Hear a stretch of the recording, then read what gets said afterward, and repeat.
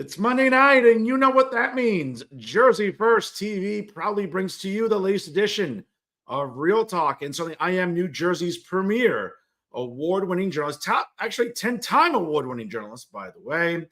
Certainly a top Latino for the last 3 consecutive years, as voted on by the Latino Spirit Online magazine, along with the United States Latino Affairs Initiative. And without a doubt, I'll continue to be the weapon of mass disruption in Garden State media, because my level of honesty, ladies and gentlemen, now more than ever is truly necessary in this era of journalistic deception. That's right. It's me, ladies and gentlemen, Fernando Uribe. Happy Monday. We're wrapping up the month of September. Obviously, my favorite time of the year as we are in the autumn season. A little apple picking, watching the NFL. The baseball playoffs are approaching. It's a little chillier, which I like. I'm not sure about you. I mean, day drinking is just as fun when it's 65 degrees. So, again, I want to thank you all for tuning in from wherever and however you may be doing so right now on the Jersey First Television Network, via Facebook on StreamYard as well, and also on the Jersey First TV YouTube page. And, folks, I can't say enough, really, how proud and really grateful I am for all of you that tune in every single week. And, of course, support us on all of our platforms on social media. Of course, make sure you like us on Facebook and follow us on Instagram and Twitter. Don't forget to click the subscribe button on the Jersey First Television Network YouTube page. You'll be automatically notified of all the great content brought to you by Jersey First TV, of course, and also whether you get your podcast on Spotify or SoundCloud, download Jersey First, and you'll be able to listen to it anywhere at any time, whether you're doing errands, walking your dog, maybe going food shopping, even in this horrible economy. Listen, groceries are more expensive than ever. Maybe you're going to, just fill up your gas tank in your car with gas. Regardless, you're on your smartphone probably, or on a tablet, or wherever. Take Jersey First TV with you anywhere at any time. And ladies and gentlemen, I can't say it enough how proud I am to be on the dream team of Garden State Media. That's right, ladies and gentlemen. It's the Jersey First Television Network.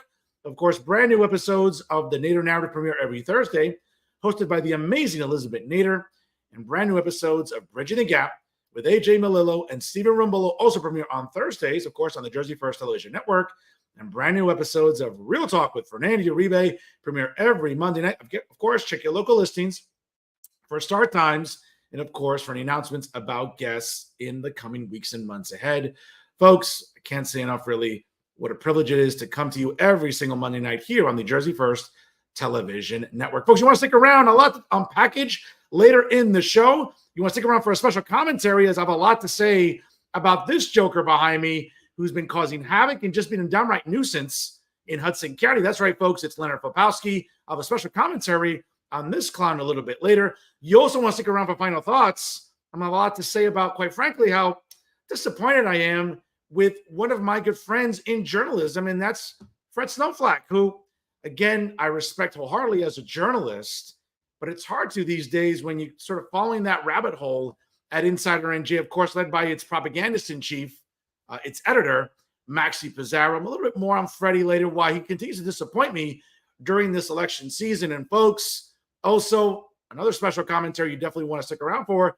I do want to thank once again everyone who was able to make this award possible back-to-back years, a recipient as an unsung hero in the community, courtesy of the Russ Berry Foundation. Folks, you don't want to miss out on what I have to say about why this award is so significant right now, especially in today's political, social, and educational climate.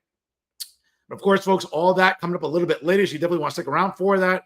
Folks, it is election season. Of course, being a conservative and even being a Republican in New Jersey is a little difficult, right? The state has not turned red in a presidential election year since 1988, when then obviously vice president went on to become President George H.W. Bush, became the president-elect back in 1988. Way back there, folks. I was a kid. I know many of you were as well. That's how far back it is. That's how hard it is to make the state red here in the Garden State. Of course, we'll talk about that. But folks, when we talk about Republicans and respected Republicans in New Jersey, one of the ones that comes to mind, obviously, we talked to Mayor Tony Perry in Middletown just a few weeks ago, but another very well-respected Republican in my eyes. He's a distinguished mayor of the township of Bridgewater all the way down in Somerset County, folks. He's my good friend, and I believe he's a fan of the show and, of course, of the Jersey First Television Network. He's the Honorable Matthew Moench, joining us live here right now on Real Talk. Mayor, how are you? I'm doing well, and of course I'm a fan.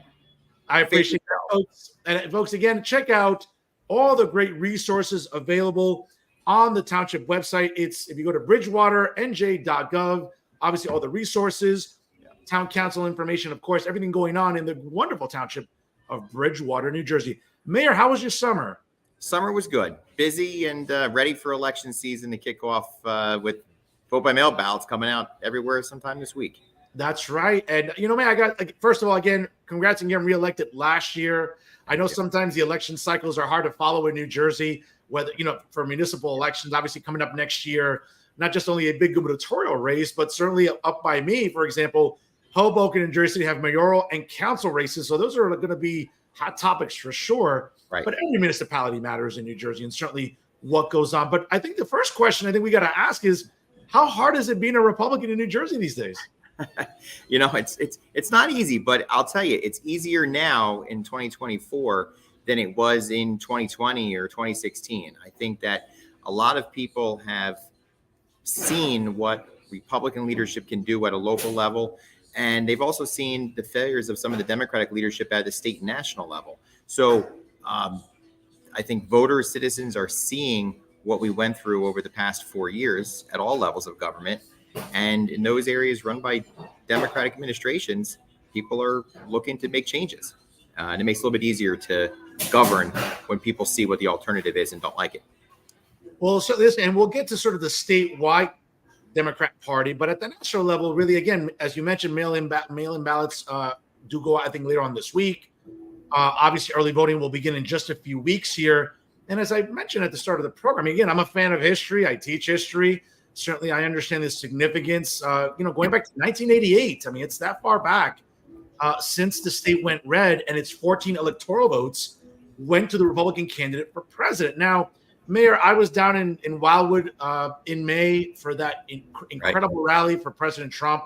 And, despite what a lot of the establishment media in New Jersey want to sort of poo-poo it, I mean, I could easily look at, I was in the press corps, I was in that tower, I was looking across the beach. I could easily, again, there's no scientific way of me calculating this, but I thought at least 60, maybe 70,000 people jam-packed there on the beaches of Wildwood. Were you there as well?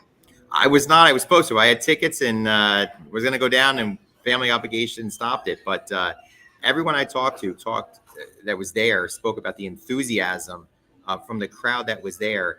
And that's what I think people don't really appreciate, is that the enthusiasm that people have for President Trump crosses all economic levels. It crosses all racial and ethnic backgrounds. And you're going to see that reflected in the election results, I believe, in November. Whether that means, whether or not President Trump carries New Jersey or not, that who knows. But I do think you're going to see that effect down ballot in towns where people are going to come out and they're going to vote Republican this year.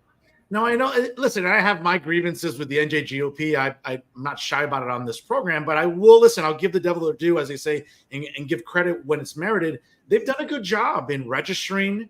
Certainly, they've cut into that deficit that Republicans have been suffering for many years now. I think it was somewhat of about like a 1.1, almost 1.2 million voter advantage that Democrats had statewide. That's obviously shrunk below 1 million. I mean, it's still in the 900,000s, but independents by and large are a big plurality in New Jersey. And I would just mention, Mayor, that, again, a horrible economy that Vice President Kamala Harris can't run away from. She's a part of this administration. How nice that gas prices have gone up to $3 now, like just 42 days away. And, the Fed has cut interest rates. But I think a lot of New Jerseyans aren't buying this nonsense. They see what they're living through. Never mind the emperor, Phil Murphy, and how his policies have been. But at the national level, we've seen what the Democrat Party has done.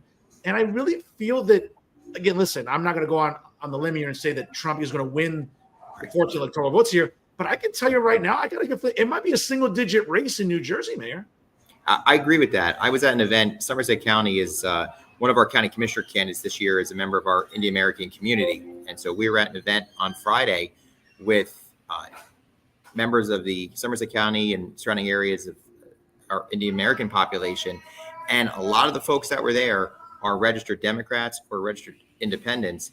And they are they're voting Republican this year, and not just at the local level where, I'm talking to people and it's almost like psst, hey, what do you think about the president and the president's race? And then once you tell them where you are, there's folks that are there that say, I've never voted Republican in my life, but I'm voting this year.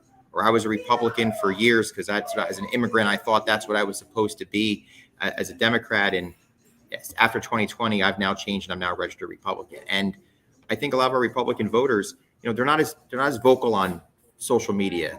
They're not like you and who might share your opinion frequently. I think a lot of Republicans, they don't want to be maligned in social media, Facebook groups. They don't want to be targeted at their jobs. So what they do is they sit there quietly. They have their beliefs internally, and they express them at the voting booth. Mayor, listen, where I live in Hudson County, it's as blue as Windex. And I can tell you there's a lot of blue-collar working class Democrats that talk to me privately and say, hey, listen, I'm a Democrat, through and through, but this party right now is going so far left. Kamala Harris is, word salad after word salad after word salad. And let's be honest, for someone like, for example, Phil Murphy, who's always been such a proud Democrat, supposedly, right? You haven't seen the governor or major Democrat power brokers even inviting Kamala Harris to New Jersey, right? In previous years, we'd see Barack Obama, we'd see Joe Biden if he was awake, right? Even going back further, there hasn't been one intent whatsoever by the Democrat Party in New Jersey, Mayor, to even invite Kamala Harris. I get it that maybe they take it for granted and say, well, the 14 electoral votes are in the bag, so why do we have to bother? Let's be honest. We saw the former president in Long Island last week. New York could be maybe a single-digit race. New Jersey could be a single-digit race. Listen, between the 28 votes in New York and the 14, listen, I'd love to see those 42 votes go red. I'm not going to put money on it, but I think it can make the Democrat Party very nervous 42 days away. I completely agree. And if Republicans stay on message, and it's at all levels, from the top to whoever is running at the bottom level this year, if we talk about security, people want to be safe in their towns and their homes. You can have the nicest streets or the nicest parks that you want, but if you can't get from your job and get your kids to the schools and get to work in a safe environment, what good is everything else? And when you talk about, it's not that long ago that Democrats were talking about defunding the police, that people were talking about these completely out of whack ideas that were going to make us less safe. And you saw that recently, even, Kamala started to back off of those things, and because they know how unpopular it is. Mikey Sherrill started to back off of this because they know how unpopular it is. People want security. Republicans have consistently stood behind our police. They've consistently stood behind national security at a national level. And that's going to be, I think, one of the number one issues. And the other part is fiscal matters, right? Correct. If you can't afford to stay in New Jersey, then what do you care about everything else that we're talking about, all the secondary issues? And what we've seen over the past 4 years under President Biden and what we've been living with in New Jersey, the proof's out there. We don't have to guess about what will happen if we continue down this road. Everyone knows. They've seen the gas prices. They've seen inflation. They know what it's like at the grocery store. We've had the experiment. It's failed. And I think voters are going to come back and reject it. I'm with you, Mayor. And folks, if you're just joining us live right now, it's 6:13 here on the East Coast. My guest tonight, he is the Honorable Mayor of the Township of Bridgewater down in Somerset County. Is it central, south? I don't know. It's south of me. It's central. It's, I think the people down south think I'm North Jersey. I think I'm maybe central. And anybody over the Driscoll Bridge is south. But Mayor Perry would say that is not true. He is in central Jersey. So there you go. And folks, he is the Honorable Matthew Moench, our guest here tonight on Real Talk. Folks, again, like, comment, and share. It takes 2 seconds to show support for Real Talk here on the Jersey First Television Network. Mayor, let's sort of dive into Bridgewater politics, right? Sure. I know you were reelected last year. Mm-hmm. Certainly, it is a mayor-council form of government in Bridgewater. What can you tell us since getting reelected? What have you been able to get accomplished in the year since then? What is there still to do in the Township of Bridgewater? Yeah, thank you. There's a lot that we've been focusing on over the past year. For us, the two biggest things is really trying to focus on our open space and our parks. That's one of the areas in the first term that we did some work with, but not as much as we would like. So our focus now is going to be on a long-term open space master plan that will guide all of our investments and our inventory in our parks. We want pickleball courts like a lot of people do. And we just worked with Congressman Tom Kaine to get $4 million towards a piece of property that we have, which is going to be it's about 100 acres in the middle of town.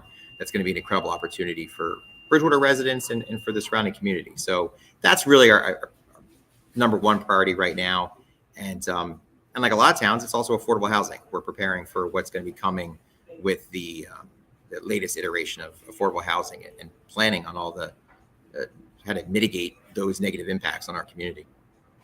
Mayor, when we talk about affordable housing, certainly it's one of those words that I think triggers a lot of different responses, right? I mean, obviously it's a concern supposedly by the governor, the Democrat leadership, State Senate President Scutari, supposedly Assembly Speaker Coughlin. But at the end of the day, we're seeing some pushback by mayors about, well, what exactly is affordable housing? What exactly do we want in our neighborhoods? Again, case in point, I mean, when I interviewed Middletown Mayor Tony Perry a few weeks here on the program, obviously Middletown is an enormous piece of real estate down there in Monmouth County. Obviously in Somerset County, we look at Bridgewater, another very big town, a town very much like the rest of New Jersey is becoming increasingly, to no fault of your own, but it's just becoming more expensive to live in New Jersey. It's as simple as that.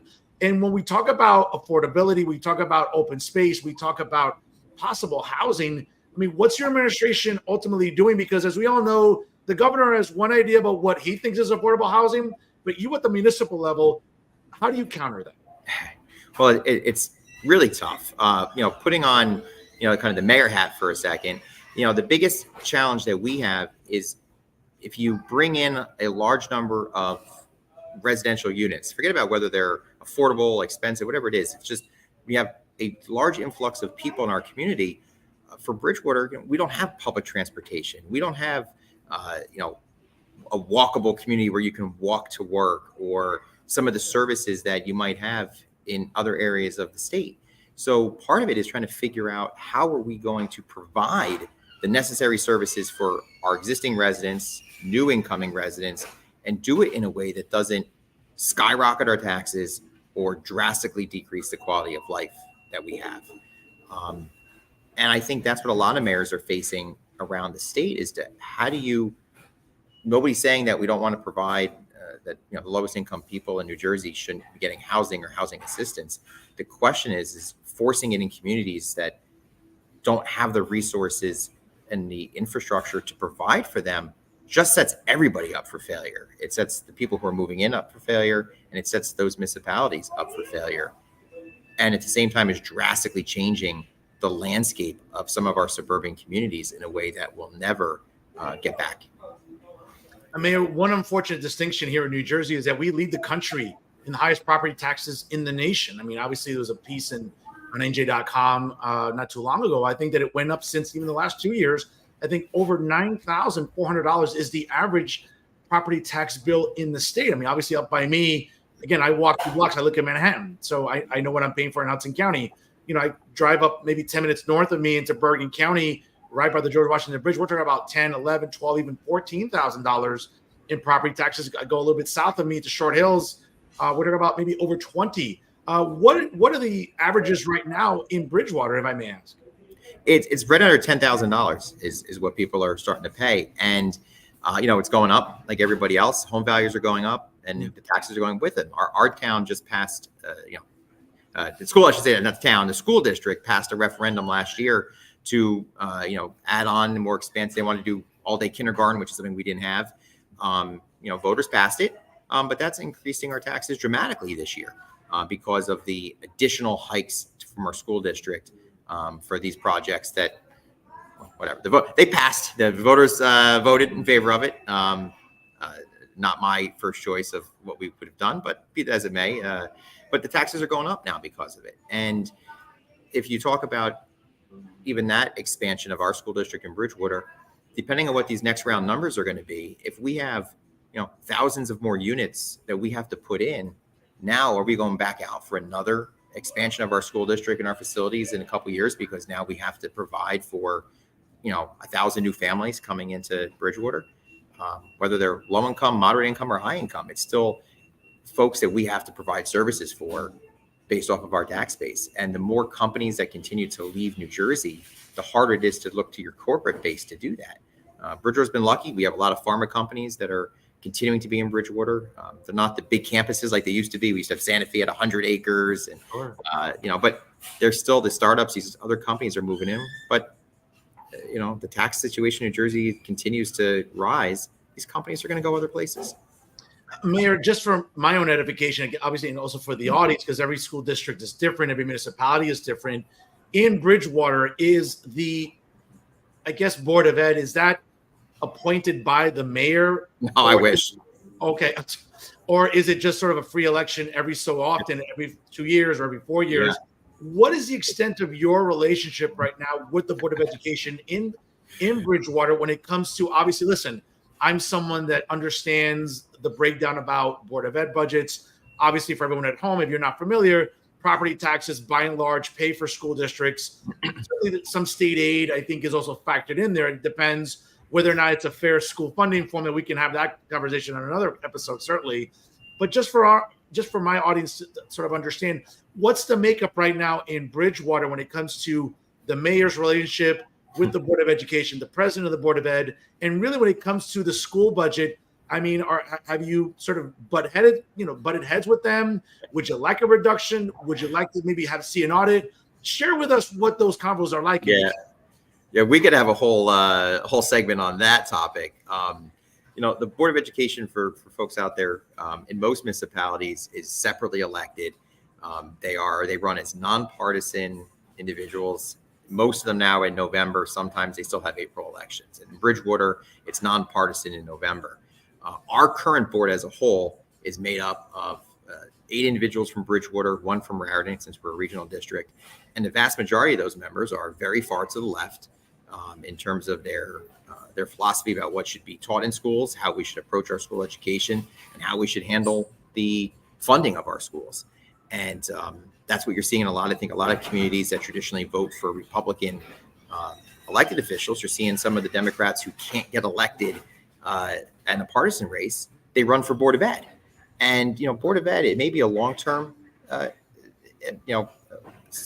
view, but, what's happening in some of the education we're teaching some of our kids, it may not have an immediate effect on our society right now, but when those kids become adults and they've been ingrained with some of the stuff that's being forced down their throats by, the curriculum at the state level or at some of the local levels of decisions they made, it's going to make it even harder for us to get back those kids that have been spent 12, 13 years in a public school system being inundated with a left-wing agenda. And so in Bridgewater, the superintendent and I have a vast difference of opinion on how we think we should run our schools and our community.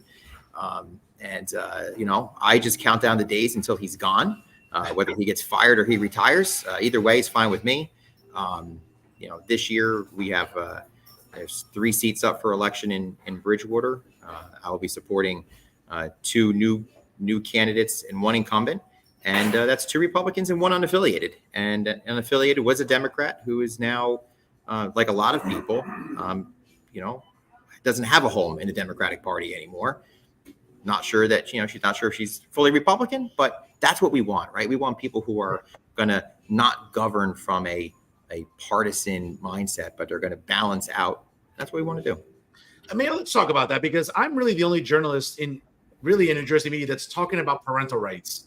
And while, a lot of my colleagues and my peers are, these woke idiots that we're more concerned with their pronouns than property taxes, because at the end of the day, that's what matters to me. I don't care about identity politics. I don't care about coddling the alphabet army. I mean, again, it seems funny to me how, you check out my social media. I get hit with the blankphobe, blankist labels because, again, I dare to sort of challenge establishment media in the sense of listen, what we're doing is sexualizing content to our kids. Okay. Nearby in Hoboken, for example, the mayor, Ravi Bala, who's a clown. I mean, him and I have gone at it on Twitter numerous times because, again, it's one thing is at a private bookstore, but when the Hoboken Public Library is using taxpayer dollars to have drag queen story time for kids, that just is not a healthy optic for our kids. In a state where supposedly, right, the NGA brags about having the best schools in the country, our kids are still struggling with basic curriculum, math, reading, writing, grammar. And at the end of the day, I don't care about identity nonsense. I don't care about pronouns. That doesn't pay my grocery bills. It doesn't pay my rent. It doesn't pay my car insurance, Mayor. And it's refreshing to hear someone like yourself be really standing up to school board members, and obviously in your case, a superintendent that again is very politically myopic, to say the least. Yeah, and that's right. I think that we need to continue. I have young kids, so I have kids that go through the school system, a sixth grader, a fifth grader, and a second grader. And to me, I want my kids to be focused on learning how to, read, write, do math, learn history, and to do those things without having a political agenda behind them. That's what I need the school district to do. Teach my kids how to do math, how to write a coherent sentence, and to think critically for themselves, and leave it to me and my wife to teach them about religious and moral and political views that that we have for our family, and the values that we think we should bestow on them. That's what we need. And I think nowadays this big state government mentality where the school district thinks that they have to protect kids from their parents' views is you talk about Big Brother. It's scary stuff that's happening. And let the parents parent. Let the parents make the decisions on how they raise their children, and have the teachers teach the subjects that they're there for. And there's a lot of great teachers. My wife's a teacher. There's phenomenal teachers in our state. Many of them who go to work every day, who work hard to make sure that they do what they're there to do, which is teach those subject matters. And unfortunately, I think the agenda gets taken over by whether it's the NJEA, whether it's the elected Board of Ed members in different communities, and that agenda gets pushed on our kids. Mayor, it seems like the governor again and Democrat leadership, such as State Senate President Scutari, and even before him, like Steve Sweeney, when he was Senate President, I mean, it seemed like he was very happy to coddle this community in New Jersey. The same with Speaker Coughlin. And unfortunately, the after effects and the casualties are going to be our kids in our school districts. That again, I want them to be prepared when they go to middle school and high school, and to be able to compete when they go and seek higher education. This idea that kids as young as 5, listen, I remember when I was 5 years old, okay, I remember how difficult tying my shoes were. All I cared about were video games, playing baseball, little league, whatever. The idea about having to learn sexualized content as young as 5 is mind-boggling to me. And it's crazy where organizations like Garner State Equality and all these, again, all the alphabet army organizations seem to be really have a stranglehold on Trenton and our legislators, where they just seem to cave to them. And if someone, again, like myself, challenges it, oh, well, Fernando's a homophobe, I'm a transphobe. No, I'm an academic, so I'm very about grammar and linguistics, Mayor. I'm not afraid of anybody. A phobia is, you want to see a phobia? If the Eagles win a championship, like that's what I'm afraid of. Okay, like that makes me sort of live in a little bit of fear. Okay, seeing that awful franchise win another Super Bowl, but the idea of being phobic of gay people and trans people, like that's just nonsense. And I think it's a bad look when conservatives like yourself and myself and elected officials just want to push back against this narrative that's really corrupting our kids. Yeah, I agree. And I think nobody's saying there's a place to teach kids. And I think it starts at the home. Let the parents determine what values they have. We teach respect for everybody, but nobody should be pushing their value set on another. And that's what we see. If you don't agree with one side, then you are whatever ism or, phobia, whatever it may be, because you disagree. And in my household, we teach everybody to listen to others, to value their opinion, and to sometimes just agree to disagree. We disagree with how somebody, conducts themselves, and doesn't mean they're a horrible person. It just means that, that's not something that we do. And I think if we keep those discussions within the family and within the adult political arena, we'll be way better off than if we're trying to do that. My 5-year-old, my 5th grader, should be worrying about, cheerleading and worrying about her academics, not worrying about, the various, adult relationships that people have. And Mayor, pronouns, or if someone's cisgendered, or all this other identity nonsense that they can wait until, listen, again, I remember, well, I mean, it's not as crystal clear. But at 5 years old, I mean, again, a child's brain is still developing. The idea that a child can process sexuality and understand gender, that's nonsense. Okay. I mean, again, I remember my times tables that young. I mean, that was hard stuff. And the idea of conflating that now with identity and overly sexualized content, I think is just a bad look. But more on that later. I sort of want to get back to Bridgewater municipal government. Obviously, since getting reelected, I know what you've addressed. A big thing I think for mayors that I've talked to since this show has started is constituent services. What's been your experience about maybe the biggest ideas or sort of not complaints, but the biggest concerns and issues that constituents bring to you when it comes to, is it garbage collection? Is it about recycling? Is it about parking? What are the constituent services like in Bridgewater? So it's all of that. And for everybody, it's usually something very local. It's not one issue. It's every resident has a particular, it could be they live next to a stream that has flooding issues. It could be that they have a stop sign that people don't seem to adhere to, or speeding on their street. So I think a lot of what I see is very different, and it's individualized to each resident. What we've done in Bridgewater is we've created a dedicated department called the Office of Constituent Relations. And we actually modeled it after when I was working for Governor Christie. We modeled it after what the state had. And it is a group of people whose number one job is to answer the phone when a resident calls with a problem. And that goes a long way, just to be able to make sure that somebody's heard them. Hopefully we can solve the problem. Sometimes we can't, but they get a no, so they know that somebody's heard it. We've explained to them why we can't do something, or maybe we won't do something. But more often than not, it's we can solve their problem. And there's a team of people there to do that, to get them to the right department, not just pick up the phone and point fingers and it's not my job. It's not my job. It's and that's gone a long way to helping to manage the day to day, which is what my primary job is to manage the day to day for our residents. Folks, again, if you're interested in learning more about the Township of Bridgewater, you can go to their website, bridgewaternj.gov. Certainly learn about community, the elected officials, government, as well as important links, and where you can contact all the municipal leaders in the Township of Bridgewater. Mayor, I got to ask you, obviously, we're 42 days away from arguably the most important election in my adult life coming up on November the 5th. I feel very confident that the 45th president will become the 47th president. And listen, I think you heard it right here tonight. I'm calling 282, 256. That's going to be the electoral vote win for Donald Trump. Mark it on the books right now in case anyone's on DraftKings and wants to bet a little money, be my guest. But obviously, as soon as that election's over, a couple of weeks later, the League of Municipalities, Atlantic City, everyone sort of unwinds, and hopefully everyone's going to burn off some steam from this very tribal and toxic election season.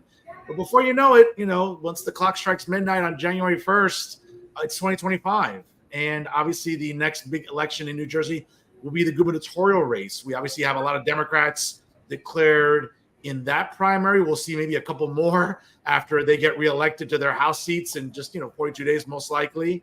But on the Republican side, obviously, we have State Senator John Bramnick. We have former Assemblyman and two-time candidate Jack Ciattarelli. Mm-hmm. Again, we also have radio host Bill Spedia. I keep hearing some whispers about Mayor Matt Moench there being thrown into the ring when it comes to the Republican primary in 2025. Is there something I should know today?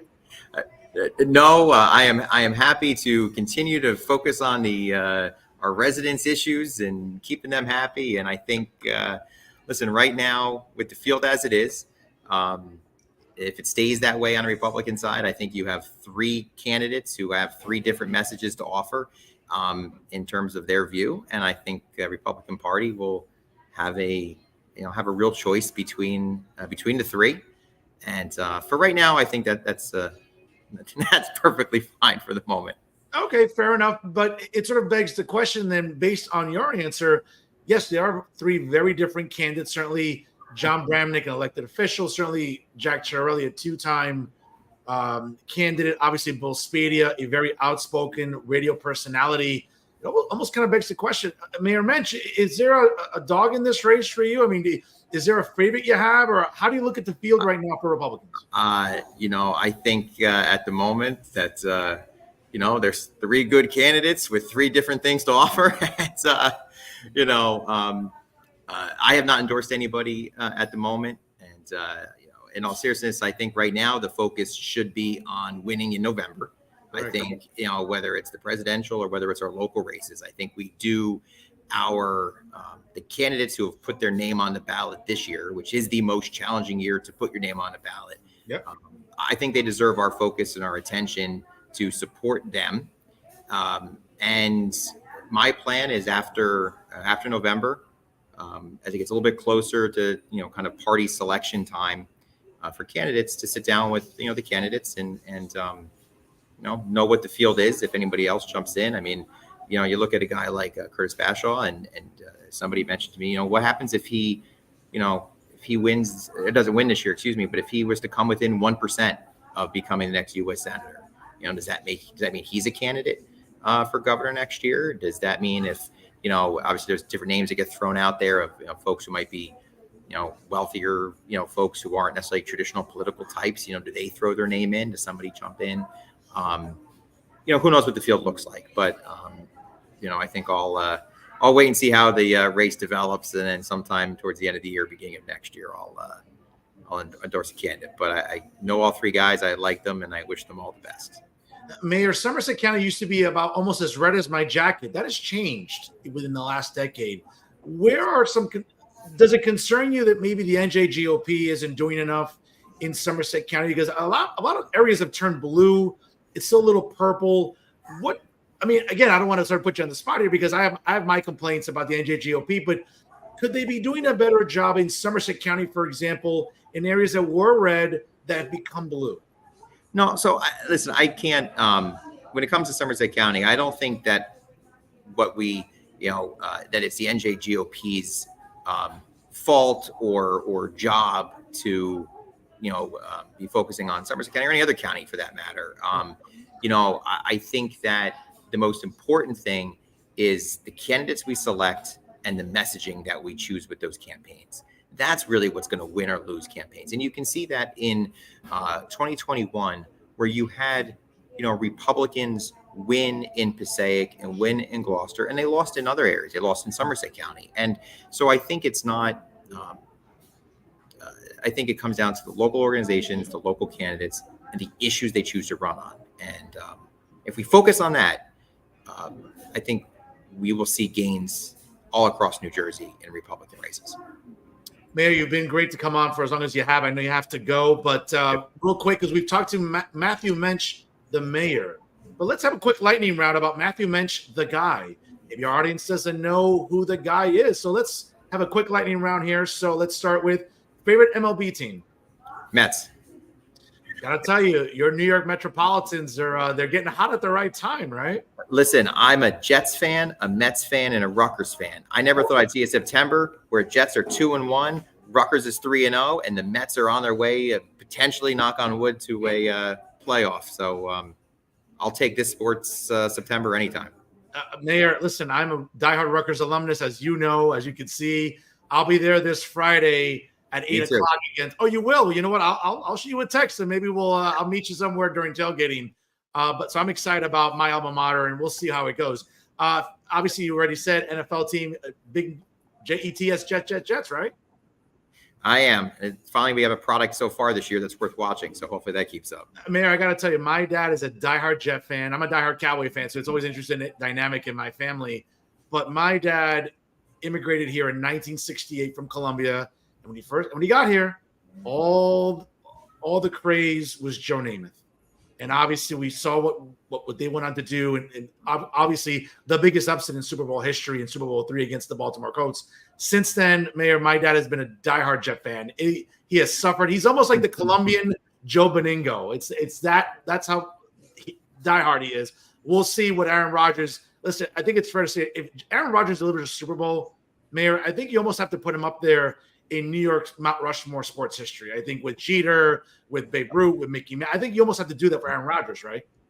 Yeah, absolutely. And the problem with it is that the Jets haven't had a player like that in so long that people forget, some of the great moments there. So. Absolutely. NHL. Devils. I'm not a huge hockey fan, but you got to go. It's the only New Jersey team. I think we have to support them. Yes, diehard Devils fan as well. NBA team. Eh, Knicks, mostly because my son has now got into them. So Well, listen, the Knicks are I kind like of college basketball. Knicks are on that, the orange, the other orange and blue in New York. They're kind of on that upward trajectory. Marvel or DC movies, man? Marvel. Favorite Marvel movie and or character? Ooh, so favorite character, Gambit from X. Very nice.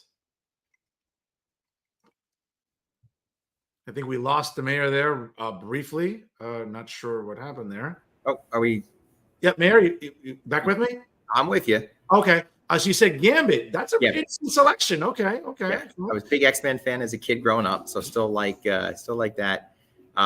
Movies, I'd have to say at the end of the day, the first Avengers movie is still the best one. You can't beat that. I think at that moment when you have those characters come together, and Robert Downey Jr.'s Iron Man, I think is fantastic. So, that's my favorite Marvel character. And to your point about Gambit, I mean, I lost my mind over the summer during the Deadpool Wolverine movie, seeing that Gambit incarnation there. And again, folks, as a reminder, October 1st, I'll be unavailable. I'll be watching Disney Plus as Deadpool and Wolverine premieres on Disney Plus on October 1st. I don't want to get you too much in trouble in Bridgewater, but your favorite restaurant in the township to eat at? Ooh, in town. So Time to Eat Diner is my go-to spot. That's my favorite in town. And we eat there, 4 or 5 times a week between DoorDash and dining in town. Okay. Last, favorite American president? Ooh. So it's going to be maybe an odd pick, but I'm going to do it anyway. And it is George W. Bush, and I will tell you why. Because some of your viewers might immediately be rolling their eyes, or it's not a historic one. But when I was in college, I was not into politics the same way I am now. I was a first responder during 9/11, and I was down at the towers right after, 2 days later. And when Bush's response to 9/11 was what got me into politics, because I thought that he did such a good job in that first term that he had.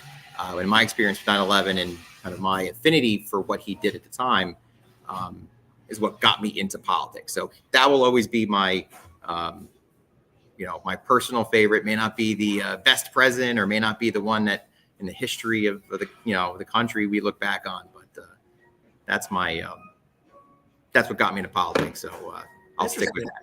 Interesting. Mine's Ronald Reagan. Obviously, growing up, I was such a young kid, but seeing Reagan on television, seeing his presence, his strength, his courage, it just resonates with me to this very day.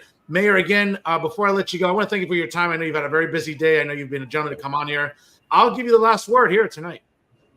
I think that as Republicans, I just think that we need to continue to talk to residents about our issues. And I just think to remind people, stay on message. I mean, it sounds so simple, but we don't need to get into name calling. I mean, I see people attack, Kamala for all kinds of things. Guys, we can just tack on the record. You don't need to go out there and kind of get down in the mud with on the other side. We have a great message. We have a candidate who's, when you look at his record compared to, Joe Biden and Kamala Harris's, whether you like the guy or you think he's the biggest jerk that's out there, his record speaks for itself, and comparing the 4 years before and the 4 years now, and focus on our issues, and I think we'll win. And good government's good politics, so we continue to do that, and we'll have chances to win in New Jersey. Well said, Mayor. Folks, he is the Honorable Mayor of the Township of Bridgewater. Once again, check out bridgewaternj.gov for more information about the wonderful Township of Bridgewater and their mayor, the Honorable Matthew Moench, our guest tonight here on Real Talk. Mayor, I'll see you Friday in New Brunswick again. Let's go Riders, and we'll see you again soon here on Real Talk on the Jersey First Television Network. Mayor, good to see you, and we'll talk soon. Thank you. Have a great night, everybody. Mayor Matthew Moench there, our guest tonight, folks. Again, gentlemen, to come on. I know he's had a very long day coming on with me, and do a little overtime here, so I appreciate that for the mayor here this evening. Folks, it's 6:44 here on the East Coast. Don't go anywhere, folks. Still plenty to unpack here on Real Talk. And folks, I just got to tell you, it's refreshing to see elected officials, especially at the municipal level, want to come on the show and talk about municipal government, because it's so easy to sort of talk about national politics. It's so easy to talk about sort of statewide politics, whether it's gubernatorial office, whether it's state legislators, right? But even at the local level, I mean, it's important to learn about what county commissioners do, county clerks do, county register, right? And even more so as we shave down the apple, to learn more about what our mayors do in our towns, right? And our town council form of governments that are really prevalent throughout the state of New Jersey. So it's refreshing to see certainly a great mayor like Matthew Moench coming on here on the program, obviously getting reelected last year, and certainly a guy that's getting things done in the township of Bridgewater. It's certainly changing just like every other municipality is throughout the state of New Jersey. So once again, I want to thank Matthew Moench, the honorable mayor of Bridgewater, New Jersey, for coming on tonight. Certainly, again, you can check out all the town resources, community links, and much more by going to their website, bridgewaternj.gov. Folks, you don't want to go anywhere because it's time for final thoughts. And folks, one of the things that I take considerable pride in on this program is being the watchdog for New Jersey media. Now, let me preface this by saying first that right behind me, as you can see, is Fred Snowflake. He is a journalist, a damn good reporter, and a guy who I consider a friend. I've run into him at lots of events, and certainly during our time while working together at Insider NJ, I developed a good rapport with Fred Snowflake. And listen, folks, let's be honest. Of anyone to respect at Insider NJ, because there aren't really many to respect over there, I would argue that Fred Snowflake probably leads the pack when it comes to at least having some integrity, some character. Now, again, I mean, the bar's set pretty low when we have to deal with, people at Insider NJ, right? Like Maxie Pizarro, the propagandist in chief. I'm sorry, the editor in chief. And of course, the other clowns at Insider NJ that include, Little Jay Lassiter, Sleepy Al, Alan Steinberg, Bobby's World over there, Bob Hennelly. Who else? We got some contributors over time. Corin Frankfurt, who's useless. John Van Vliet, useless, as well as other contributors there. So again, I don't know what the Graham family's doing in terms of how they compensate these people, but are they just throwing money away? I mean, I don't know. Obviously, it starts with their general manager, Pete Ornelia, who, again, seems to be more interested in, sucking up for, donations or advertising and actually putting out some viable power lists, right? I mean, what are they doing all day? But again, folks, what seems to upset me the most right now is that Fred Snowflake, again, folks, it's hard to have friends in this business. It's a cutthroat business. Okay. And I don't have many friends as journalists in the establishment media or in New Jersey media altogether. I can probably count them on one hand. They include fellow Pinnacle member and fellow Rutgers alumnus, John Robert Highness, the editor, the distinguished editor, by the way, of the Hudson County View. Obviously, Fred Snowflake behind me, journalist at Insider NJ, Isaac Avaluasea, who used to work for the Trentonian. I know now he works in the Philadelphia area. There aren't a lot of journalists, folks, that I actually respect in New Jersey media, much less call them friends, which is why it's so disappointing to see Freddie sort of go down the rabbit hole. See, folks, I expect propaganda from Max Pizarro because Max Pizarro is pretty useless. More on that later. Okay. But the latest column by Freddie talks about Kane's cloak of invisibility. Now, it's based out of Mount Olive. Tom Kane Jr. won his CD7 seat 2 years ago by not really engaging with the press or having public events. Now, Freddie, to be fair, is anyone ever going to give Tom Kane Jr. a fair shot in establishment media? It's not David Cruz. Uncle Dave's too busy looking at the menu in the food court at the Gateway Center to ever really think about being objective. And folks, again, that's not being disparaging or derogatory. These are facts. Because if you ever watch interviews by David Cruz, it's a very different tone when he has a conservative on than when he has someone who's a liberal, a progressive, or a leftist. He's always eager to sort of, get you with a gotcha question when it comes to conservatives, but he'll placate and coddle many leftists and progressives. Don't believe me? Check out AJ Spotlight News. Okay. So how is Tom Kane going to get a fair shot? Is he get one from Tom Moran? Tommy Boy couldn't be fair if his life depended on it. Okay. And I get it that Tom Moran, at the tender age of, I think 91, 92 years old. I mean, again, cognitively, Tom's not there anymore. So to expect Tom Moran to be fair is just unrealistic. Or to expect Charles Stott, Chucky with NorthJersey.com and the Bergen Record. Or Matt Friedman, a guy who, again, folks, I've never seen a grown man in his 40s be so obsessed with marijuana like Matt Friedman is. Okay. Again, it just seems like, folks, let's be honest. Have you looked at Matt Friedman lately? Okay. The only pussy in the house that really cares to be near him are his cats. Because God knows probably his wife is working overtime at the bookstore. Because do you really want to be home next to that? But again, folks, it's these propagandists and blatant left-wingers that make it impossible for Tom Kean Jr. to ever get a fair shot when it comes to media coverage. So I don't blame the representative in the 7th Congressional District when we know that whether it's David Cruz, Tom Moran, Matt Friedman, Max Pizarro, Charles Stile, Alan Steinberg, Jay Lasser, none of these clowns are ever going to give Tom Kean Jr. a fair shake. They're just not. And again, if you look at their social media, you look at their columns, the proof is in the pudding. Don't take my word for it. Read their columns. And especially if you need a cure for insomnia, read those columns because that's all they're good for. Let's get back to Freddie. Okay. He's following the same pattern this year as he seeks re-election. This has continued to cause angst among the media, Democrats, and some public interest groups. But do voters in a district that ranges over at least parts of 6 counties in central and western Jersey care? In other words, are some people going to vote against Kean simply because he doesn't do interviews or public events? And by that, I mean campaign rallies, etc. They're advertised in advance and open to all comers. Now, Sue Altman thinks they do. More on Susie a little bit later. Here's what the Democrat candidate said after holding a town hall Saturday afternoon in a Morris County town. Quote, Tom Kean Jr. dodges the press, doesn't do town halls. People care about that because they care about democracy. Oh, interesting of Susie to talk about democracy. Again, former executive director of the New Jersey Working Families Party, who was happy to preach about defunding the police, who was happy to march in the summer of 2020 and pretty much never call out people looting and vandalizing and burning cities to the ground on the name of a career criminal. Remember him, George Floyd? Right? And not just in an esoteric concept, but democracy in terms of how it functions in this district.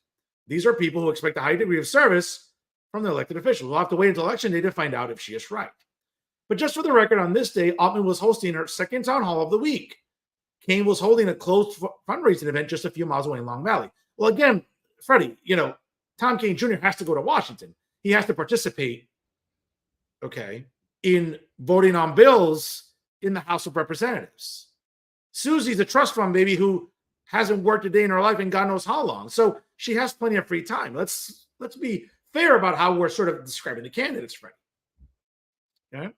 Morris County Republicans were paying attention. They asked supporters to show up and ask Altman tough questions. I want the difficult questions. I invite the difficult questions, Altman said in response to the Republicans' plan. That's not really true because, again, when she's challenged about her defund the police stance 4 summers ago, right? And let's be honest, folks, about Sue Altman. This is the same woman who probably would call the police and call 911 if her neighbor's music was too loud during a summer barbecue. So I just found it rich for someone like her and many leftists who are always about defund the police, but they're calling 911 for anything, right? Okay, more on that later. Altman has not shielded away from it, obviously, talking about defunding the police. It was a mistaken one that she has owned up to. No, she hasn't owned up to it, Freddie. She has yet to ever say that was wrong. She has yet to say that the New Jersey Working Families Alliance, or party, excuse me, is just a despicable left-wing organization that avidly called for defunding the police, for coddling illegals that have destroyed our cities, that have destroyed our towns, that have cluttered our emergency rooms, that have overcrowded our schools, but not once has Susie ever apologized for that. So let's be fair about what she's answering to. Okay. Interesting enough, another questioner said he was a retired police officer. He condemned Kean for his support to end cost of living pension adjustments for police officers while he was in the New Jersey Senate. Now, again, folks, let's be very clear. Democrats have controlled the state legislature for over 20 years. So it's not blaming Tom Kean Jr. when he was a state senator. It's about blaming then Senate President Steve Sweeney, who has the audacity to run for governor now. You want to hold somebody accountable, hold Steve Sweeney accountable, or hold Craig Coughlin accountable, or hold Chris Christie accountable. It's not about holding state Senate Senator at the time, Tom Kean, responsible. Republicans haven't had any say in the legislature for over 20 years. So again, let's be clear about what we're complaining about. Okay. Now, the Democrat candidate has also stressed her support to combat climate change and for women's reproductive rights. My God, I am sick to death about climate hysteria and about women's reproductive rights. I'm going to say it again for everyone in the back that has to listen to this. Stop subscribing to climate hysteria. Okay? It's all the Democrats at the national level that are buying beachfront property that are always the first one to tell you, hey, you better control your fossil fuel intake. It's you that better not drive SUVs. It's you that shouldn't fly in certain planes because you're contributing to greenhouse gases. Meanwhile, elitists, progressives, and leftists, which, by the way, Sue Altman has no problem taking donations from, or has no problem inviting into New Jersey to help campaign with her. Okay, so can we stop with climate hysteria? Folks, we're not going to be underwater anytime soon. The Postal Service is not going to hire Aquaman to deliver mail because we're going to be underwater. That's nonsense. Okay? This idea about a Green New Deal or about a green agenda, how's that working out in California, by the way? How's it working out with all these electric cars? Can Sue Altman tell me that? Of course not, because that would require Susie to be honest about the fraud that is the green agenda. Okay? Here in New Jersey, the emperor, Phil Murphy, obviously has mandated that New Jersey is going to have to sort of transition to electric cars, I think, by 2027. I think a big point of contention when it comes to next year's gubernatorial race is who's going to rescind that awful order or that legislation. Okay? Folks, we're not going to be underwater anytime soon.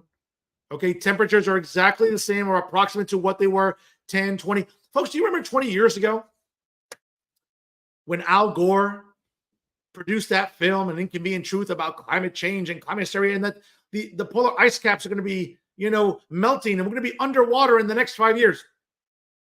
What happened in 2009? What happened in 2019? What's happening in 2024? Folks, absolutely nothing. So while you have hysterics like Sue Altman and all her minions who support her, let's be honest, right? All these insufferable cat ladies like Hetty Rosenstein, right? And all these other, unions in New Jersey like CUWA, NJEA. Okay, you got Randy Weingarten with the American Federation of Teachers bitching and moaning about climate change instead of worrying about what our kids are learning in schools. Okay, can we stop with climate hysteria? And for the final time, here's the truth about women's reproductive rights.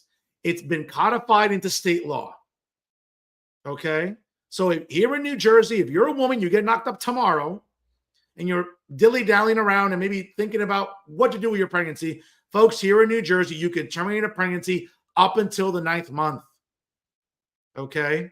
By the way, football season's back. So you can watch it on Thursday, and then it transitions to the weekend, and then Sunday fun day. Folks, a lot of women in New Jersey wake up with a lot of regrets on Monday mornings. And guess what? Are Plan Bs available? Of course they are. Because guess what? I know what they look like because I've had to buy a few of them. When you go to CVS or Walgreens or Duane Reade and they're right by the counter, I know what they look like. I know exactly what the box looks like, and I know exactly what it costs. Okay? There's no shortage of Plan B availability. So for the love of Christ, what is Sue Altman and all these insufferable cat ladies and feminists bitching and moaning about when it comes to reproductive rights? It's been codified into state law. All the Dobbs decision did 2 years ago, and again, you got to do some reading because reading's important. Okay? Is all the Dobbs decision did was relegate reproductive rights back to the states. It's called the 10th Amendment.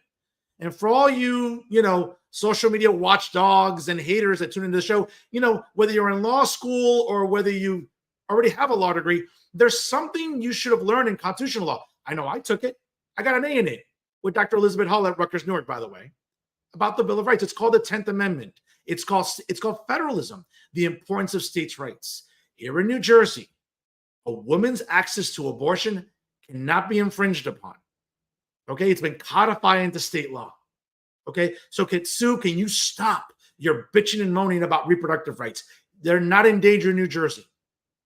The former president, who's going to win in 42 days, okay, and become the 47th president, okay, has said openly he's not going to sign a national abortion ban, and prominent Republicans in the Senate and in the House of Representatives have said so. They're not going to do that either. So stop with your fear-mongering. Stop with your weaponization. Now, again, would Fred Snowflake like to talk about that? Of course not. And that's what bothers me about Freddie. Hold her accountable, Fred. You have yet to do that. You want to jump, you want to jump down Tom Kane Jr.'s throat. Why don't you jump down Sue Altman's throat? Okay. Here we go. Here's another one here. She also contended that Kane may have been elected as a moderate, but now he's fundraising with right-wing House Speaker Mike Johnson and refusing to sign a bipartisan letter pledging to support the outcome of the 2024 election. Again, Fred, as the incumbent, who would you prefer? See, it's never going to make someone like Fred Snowflake happy, whoever he invites into New Jersey to campaign with. If he invites Donald Trump, there'll be the bitching and moaning by his boss, Max Pizarro, that, oh, Donald Trump's in New Jersey, campaign for Tom Kean Jr.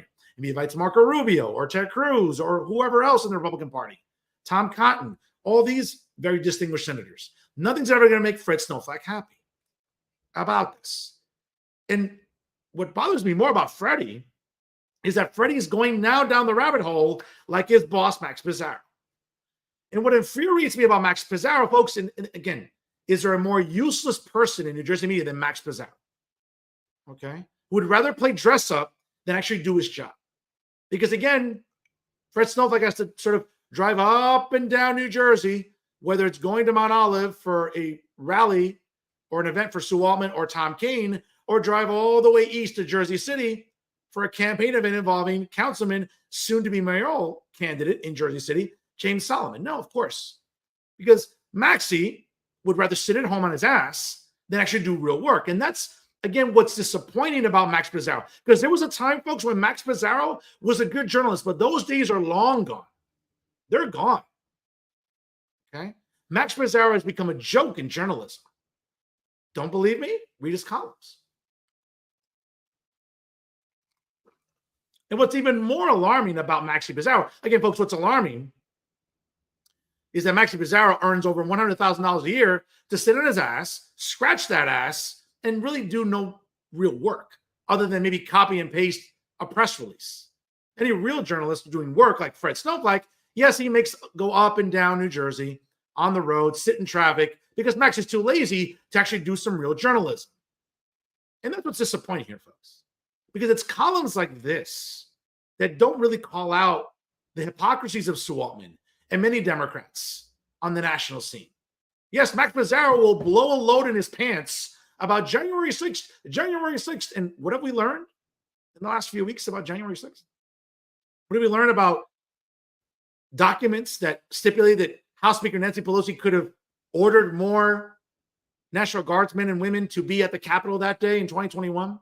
That former President Trump had urged House Speaker to have more National Guardsmen and women there on the premises of the Capitol? Of course not. But Max Pizarro would rather virtue signal. Max Pizarro would rather play dress up because that's all he's good for, right? Be a wannabe cowboy than actually do some real work. And unfortunately, that's filtering down now into the rest of the writers. Never mind Bob Hennelly, who's useless. Jay Lasser, who's useless. Alan Steinberg, who's not even awake at 7 o'clock, way past his bedtime. Okay. But the rest of the establishment media that doesn't ever give a fair shake to conservatives or Republicans. So when Tom Kean Jr. doesn't want to talk to Insider NJ, when they don't want to talk to NJ Spotlight News, and why would they? David Cruz, again, another useless journalist. I mean, he just got back to work right now. I mean, he's been off all summer. I mean, folks, crossing guards in our school districts have more of a work ethic than Uncle Dave. But that's nothing new, right? But the establishment media has yet to ever be fair to Tom Kean Jr. Yeah, they were fair to his father, one of the better governors in New Jersey history, sure.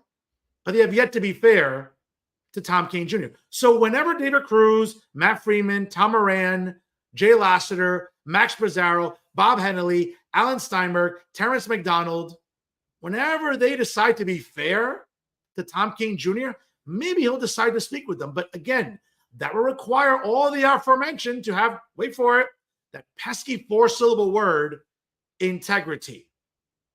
And starting with Max Pizarro, we know when it comes to integrity, Max Pizarro, he doesn't have any. And quite frankly, I care him the last time that he ever did. And when you look at pictures like this, folks, never mind his columns. It's hard to take Max Pizarro seriously, not just now, but for the foreseeable future. And those are my final thoughts. Folks, a special commentary here tonight, and I want to preface this by saying that it's hard to take clowns like Leonard Flopowski seriously. Okay. When you look at this guy with, I mean, you know, my grandma was 102 when she passed, and I kind of expected her to have a turkey neck. I don't expect someone like Leonard Fabowski, who's infinitely much younger than my grandma was when she passed, to have, if not the largest turkey neck in establishment media. Actually, he's not even establishment media. He's wannabe media. Folks, is there a more embarrassing picture to look at of a grown man in his mid to late 70s riding a motorcycle? First of all, Leonard, if you're going to wear a tank top, at least have some traps or some arms, hit the weights or something. Okay. I mean, don't go out in public wearing a tank top looking like this. This is embarrassing. But I don't want to go for the low hanging fruit, or who told him to take a picture on a motorcycle wearing some sort of dress pants with white socks and brown shoes. I mean, who dresses you? Stevie Wonder? I mean, that's probably the only logical guess I can get, because I can't imagine anyone with any sort of cognitive ability dressing you like this. But Leonard, I'm not going to go for the low hanging fruit. I'm going to go for truth here. And it's ironic that that's what your screen name is, because the last thing you ever convey is truth. But I'm going to hit you with some truth right now. Folks, if you ever look at Leonard Flopowski's social media, yes, it's insufferable. Yes, it's inaccurate. And most importantly, folks, it's quite frankly, it's downright dangerous. Because this is a guy who has made it a point to go to commissioner meetings in the city of Union City, to go to town halls for mayoral candidates in Jersey City, and be an absolute nuisance. But it's even worse than that. He thinks he's doing the people's work. He's not. Now, certainly it doesn't help when he's enabled by his minions on his social media pages, whether it's retired police officers like Ernie Rivera-Batiste, John Hughes, and others, even Joe Blaitler, right, who apparently denies to this day that he's running the some erroneous Facebook page supposedly out to get Union City Mayor and State Senator Brian Stack. We all know it's Joe Blaitler running that page. He's admitted it to other people. If you don't believe me, I mean, I can find the screenshots. Okay. But what's really disgraceful, and again, aside from some DPW workers that can't spell check their comments on social media to save their lives, or for example, retired police officers who never passed a promotional test, which is why they retired as a line officer, like Ernie Rivera-Batiste, or John Hughes, another one who probably didn't pass promotional exams. Yeah, they're happily retired now, living off a pension where, let's be honest, folks, that's one of the advantages of working in civil service and government. Working in a police department, one of the best police departments, if not the best police department in the state, the Union City Police Department. But grown-ass men who seem to think it's funny to take jabs at educators, at elected officials, at local residents. All right? Now, I'm not going to start dropping names here. But one specific name that didn't sit well with me was the ridicule of Assistant Superintendent of Schools in Union City, John Benetti. Now, I know Johnny personally. Good man, hardworking, cares about his community. He cares about not just curriculum, but making sure that the kids in the Union City School District have the best resources available, working obviously in conjunction with the other assistant superintendents and the superintendent of schools to ensure that Union City continues to be a model for excellence in education. See, what Leonard won't tell you, okay, what Leonard and the rest of the clowns that enable him, right? Ernie Rivera-Batiste, okay, Jose Garrido, Joe Blaitler, John Hughes, and all the other, I guess, clowns on their social media. What they won't tell you, again, because that will require them to read, and for a lot of them, reading isn't necessarily fundamental. It's quite frankly, it's detrimental to them because they don't do it. Okay? You would know that the Bergen Record reported over the summer that one of the school districts that experienced the least amount of learning loss during the pandemic was the Union City Public School System. Again, under the leadership of its superintendent and its assistant superintendents. And one of them happens to be John Benetti, who, again, I know personally. So someone might say, well, Fernando is sort of, yeah, you're kind of taking sides here. You're personalizing. No, I'm not personalizing this because I know John Benetti, the man. I just don't know John Benetti, the educator. I know John Benetti, the man, who is upstanding, who has character and credibility and integrity, which is more than I can say for Leonard here. I mean, folks, again, can someone please tell Leonard Who thought it was a good idea to take a picture on a motorcycle looking as foolish as he does? And again, folks, he doesn't need a lot of help. Leonard looks foolish on a daily basis, whether it's camping out in front of political events, commissioners' meetings, going to town halls, and disturbing mayoral candidates. Folks, what Leonard Flopowski has become is an insufferable, irritating, and incompetent agitator. And that's not slanderous. That's not defamatory. That's fact. Look at his social media. Now, folks, to say nothing of the fact that he's enabled by other clowns in supposed, truth-telling media, whether it's Long Island, I think it's Long Island Audit, right? Or the guy who runs Full Court Press. Folks, have you looked at the guy from Full Court Press? Do you think this guy could run up and down a basketball court and run full court? Seriously, I doubt that. Or Long Island Audit. Again, folks, these are nothing but agitators who somehow get their rocks off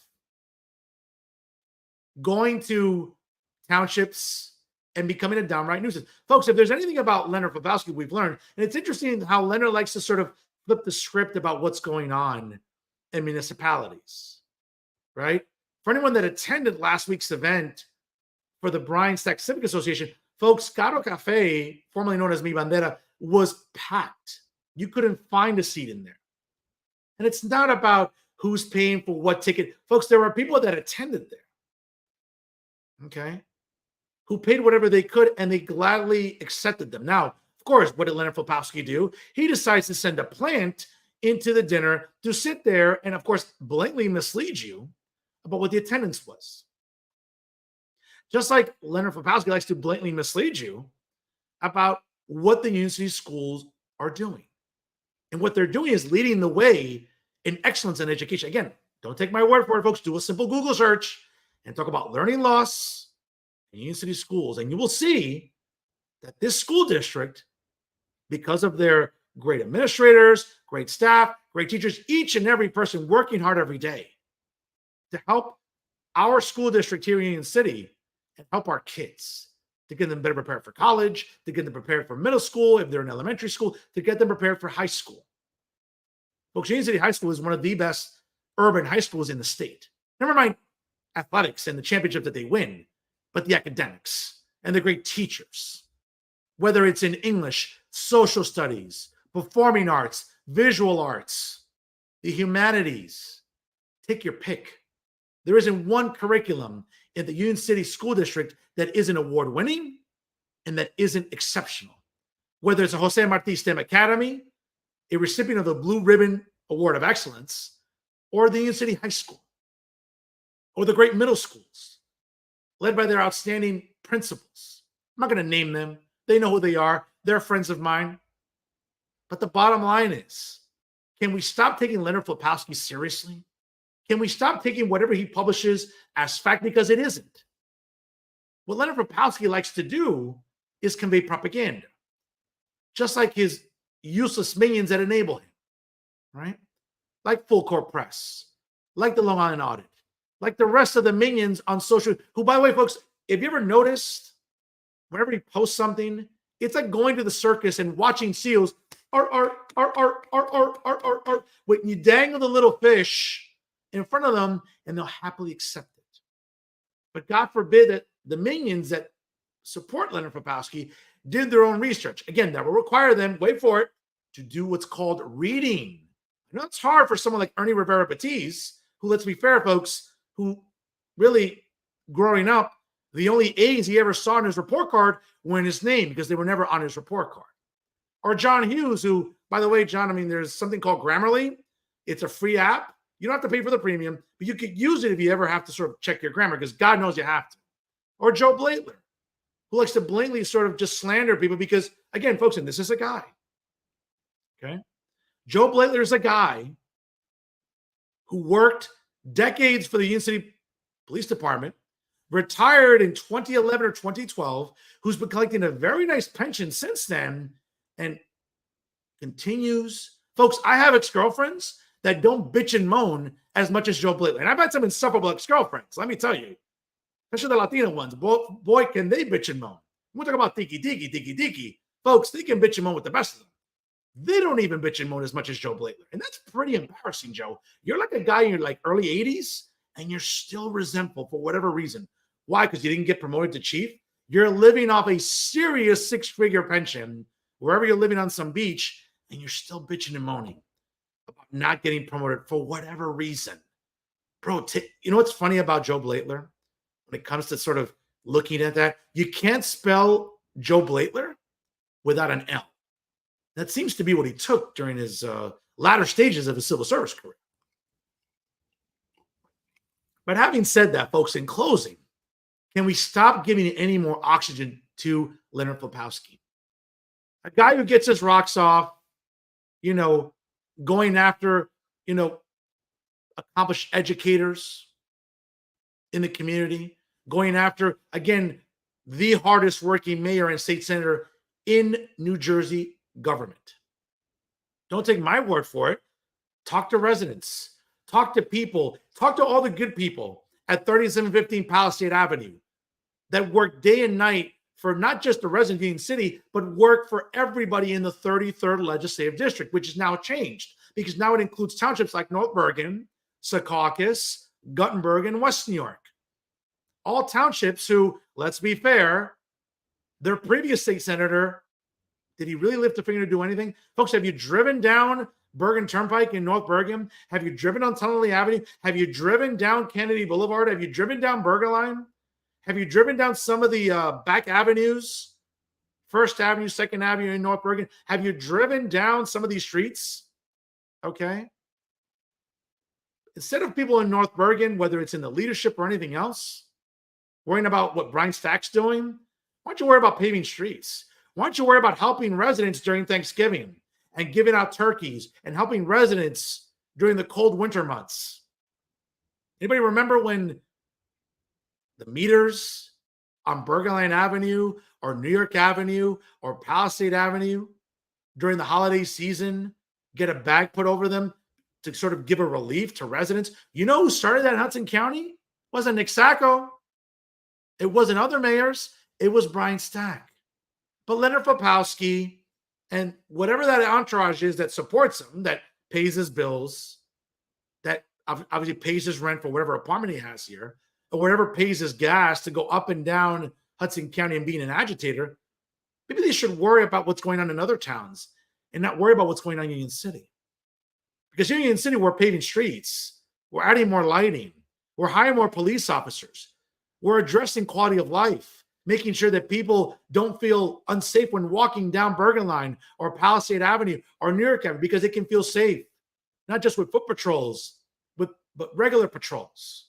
Folks, that you can thank Brian Stack for. That you can thank the Board of Commissioners in Union City, Lucio Fernandez, Salim Valdivia, okay, Wendy Guron, Marjorie Martinetti. These are commissioners working day and night, just like Brian Stack is. But you think that Leonard Flapowski would ever talk about that? Of course not.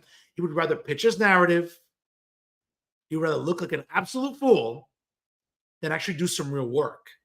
So for a guy that prides himself on being a journalist, Leonard, you're just as lazy as the garbage establishment media that I have to sort of check every single week on this show.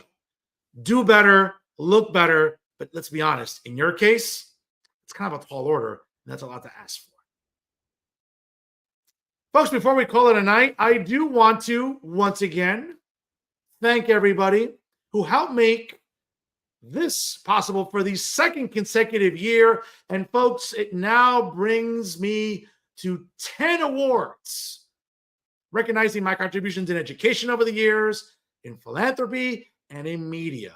And it's interesting because, when I think about, awards, not just 1, 2, 3, 4, 5, 6, 7, 8, 9, 10. Folks, when you have to think about greatness in New Jersey, and I want to thank the Russ Berry Foundation, and I want to thank, more importantly, the 16 nominations that I received in 2024 to be a recipient by the Russ Berry Foundation, to be one of their unsung heroes in the community for the second consecutive year. Folks, you know what? It kind of makes me wonder how happy I was to get that in the mail and to thank all of you that took the time to nominate me, that took the time to write a letter to the Raspberry Foundation. And thus, today, I can brag about, folks, 10 awards to Fernando Uribe.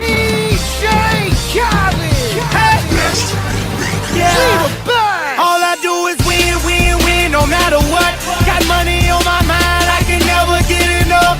And every time I step up in the building, everybody hands go up. And they stay there, and they say yeah, and they say there. Cause all I do is win, win, win. And if you going in, put your hands in the air. Oh, yes, folks, 10 awards. I don't fit in this house. So if someone can get me a contractor, if someone can tell me how I can extend my living room, because, folks, I just do not fit in this house with the awards. And here's a spoiler alert for every hater, every wannabe social media watchdog, every, I don't know, person that just doesn't like Fernando Uribe. Here's a spoiler. I'm not going anywhere, and I'm still going to keep winning more awards. So do me a favor. You should kind of take a minute and come to grips with how you're going to deal with that. Because once again, Fernando Uribe isn't going anywhere. So you might want to go to your local Walgreens, Dwayne Reed, or CVS and get some ointment for that burn. Because, folks, it's 10 awards and counting for Fernando Uribe. Oh, did you miss that before? Let's give you a reminder about the 10-time award-winning Fernando Uribe.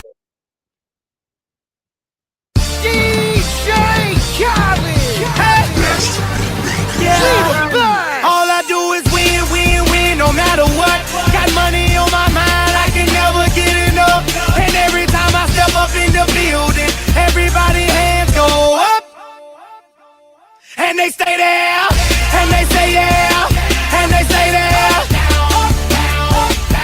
Cause all I do is win, win, win. And if you going in, put your hands in the air, make them stay there. Yes, folks. Once again, thank you to everyone who nominated Fernando Uribe for the Raspberry Foundation Award and certainly contributing to back-to-back years as an unsung hero in the community. Thank you. And again, let me be a little humble here to everyone that took the time, whether it was ex-girlfriends, educators, elected officials. I love you all for taking the time to believe in me, believe in my brand of philanthropy, my brand of media, my contributions to education. Folks, without all of you, this wouldn't be possible. So once again, thank you to everyone for helping make this possible, not just once, but back-to-back years. Unsung hero of the community. And thank you to the Raspberry Foundation. Folks, and that's our show for this week. Once again, I want to thank Bridgewater, New Jersey Mayor Matthew Moench for a very insightful conversation about Bridgewater politics and, of course, all the importance about municipal government with one of the great mayors in New Jersey, Matthew Moench, again, the distinguished mayor of Bridgewater, New Jersey Township, down there in Somerset County. Folks, again, if you haven't done so already, don't forget to like Real Talk with Fernando Uribe on Facebook. Of course, follow us on Instagram and Twitter. Don't forget to subscribe to the Jersey First Television Network YouTube page. Of course, whether you get your podcast on Spotify or SoundCloud, download Jersey First and take it with you anywhere at any time during these beautiful autumn days. And I can't say enough what a privilege it is to be on the dream team of Garden State Media, folks. That's right. It is Jersey First TV. Brand new episodes of the Nader Narrative premiere every Thursday.